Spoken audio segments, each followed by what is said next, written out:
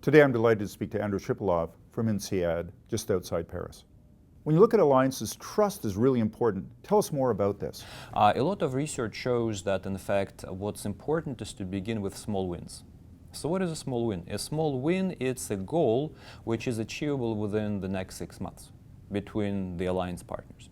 And this goal, there's a lot of talk about big, hairy, audacious goals that companies have to set. Well, if you want to build trust, that's not the ones you want to achieve. You don't want to have big, hairy, audacious goals. You want to have small goals. So let me give you an example. So I was interviewing a company which is a part of the wine cooperative in Portugal. And in fact, it's a cooperative which has 5 wineries. 5 wineries, and Portuguese tend to be very independent business people. They're very entrepreneurial, but it's very hard for them, as they tell me, to work together. So how did they build trust? What they did was actually quite interesting. They said, let's take some of our best wine, like really best wine, and let's make our joint wine together. In a sense, let's create a new wine. The wine that didn't exist before, but that wine would take the best wine grapes from all of the 5 suppliers. And let's try to promote this wine as a new creation of our team, and let's sell it at the auction.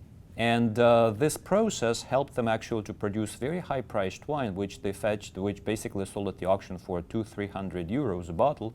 And as a result, they actually understood how they could work better with one another. So just a small win, make wine together, but that went a long way for them to understand how to collaborate better and how to work together in the future. So a critical question is, how do you choose your partner? So you need to think about 4 different areas that would secure the fit between you and the partner. So the first one is strategy. So to what extent are the strategies compatible? So your long-term goals, your long-term visions, where you want to be, if they're compatible, that's the strategy fit. The next one is the resource fit. To what extent are you complementary in terms of resources you bring to the table? So what do you bring which I do not have? That's another dimension which you want to think about the partner.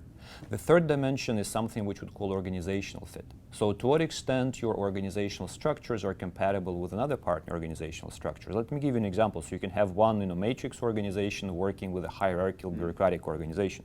Would you anticipate the problems in collaboration? Of course. So you need to think about whether these problems would be too big to bridge, or you're actually able to work across these problems.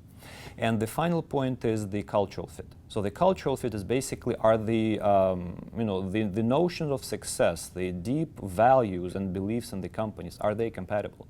And of course that would play a big role when you have companies working across national cultures, but it also play a big role if you're talking about companies working within the same national cultures, but just their cultures are different. Think about a family-owned firm versus publicly owned firms. And to succeed, from basically what my interviews and research shows, is that if you do not have resource and strategy fit, there's no point of collaboration. If you have resource and strategy fit, but you're lacking culture and organizational fit, you can actually work and build them. But if you forget about organization and culture fit and just build your model on the strategy and resource, it's not going to go anywhere. So strategy, resource, and then culture and organization.